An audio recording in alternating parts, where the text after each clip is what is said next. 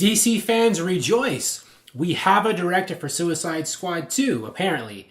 Today, or well, you're seeing this video on Thursday, so I think actually yesterday, technically.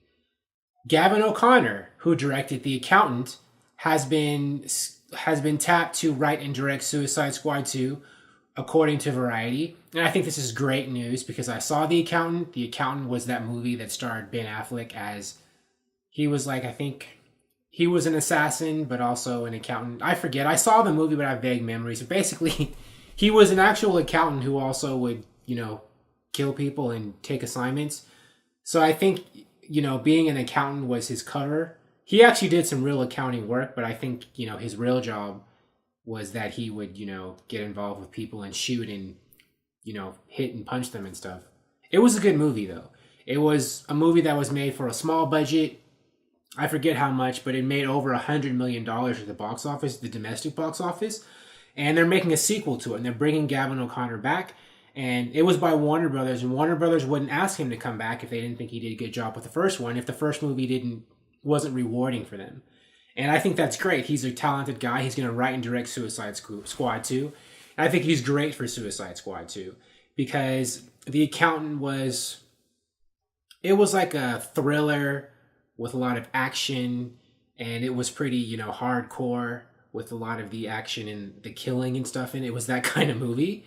And the character Ben Affleck played was, a street level character, sort of, kind of. I mean, he used guns, he used his fists, he used knives, he used his feet.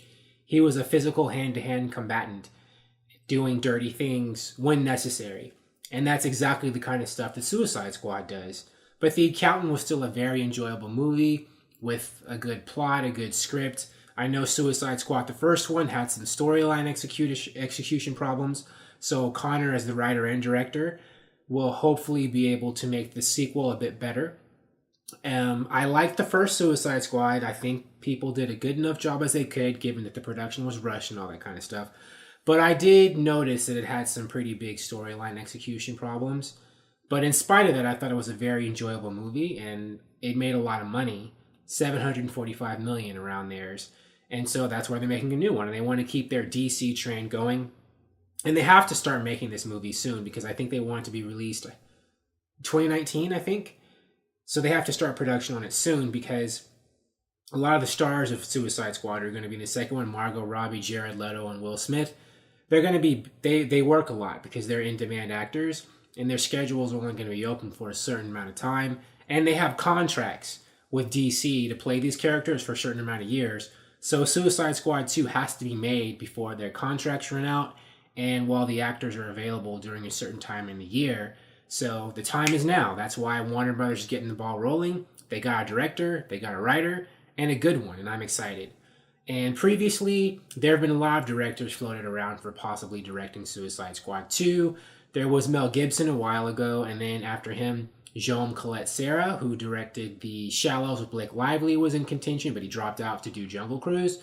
And I think it's good in both cases. Well, especially in Mel Gibson's case, because Mel Gibson doesn't seem to me as a comic book director kind of guy. I know he's a very good director, but I don't think he's someone with the sensibility to do a comic book or superhero or even supervillain movie.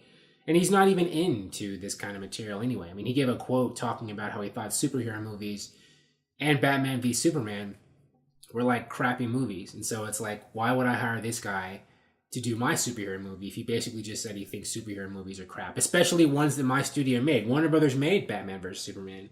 And we have one of their potential hires publicly trashing it. Like, I don't know. Is that how you get a job? But in any case...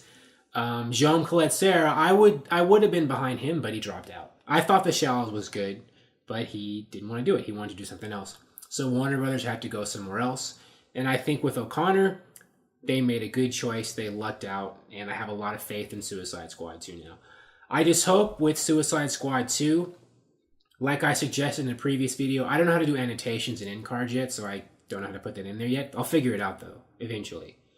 But I said in a previous video that I think Suicide Squad 2 just needs to get a better handle of the characters and have a Dirty Dozen approach and show why each member of the Suicide Squad is unique and important to this specific team and mission.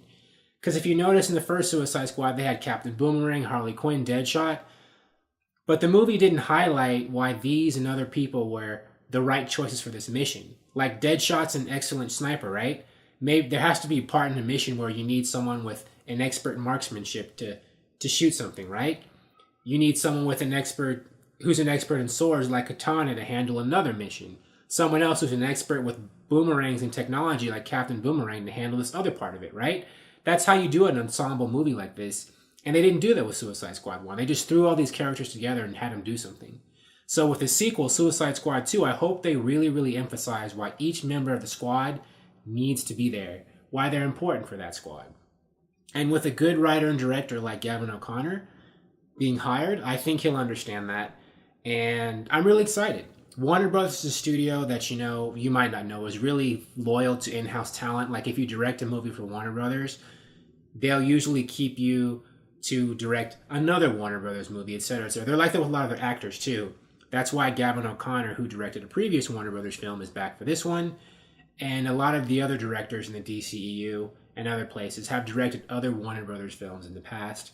And that's why they got this gig, or were eligible for it. And I'm happy. I'm excited. I think the director's good. I think Suicide Squad 2 is going to be great with this news. And I'm happy because I want my DC to succeed. Go DC. Go Gavin O'Connor. Go cast and crew of Suicide Squad 2. All those amazing actors in the first one who are coming back for the second one. Even Slipknot, right? Whose head exploded. I feel bad for that guy too, because I'm sure he'd love to come back, and he didn't get to do much. But whatever. I hope they paid him a lot. But anyways, thank you for watching. I wanted to make this video really quick to get it out soon. Thank you for watching. If you want to watch me do more videos about awesome DC stuff, movies and TV shows, please subscribe. Thank you for watching, and I will see you soon. Bye.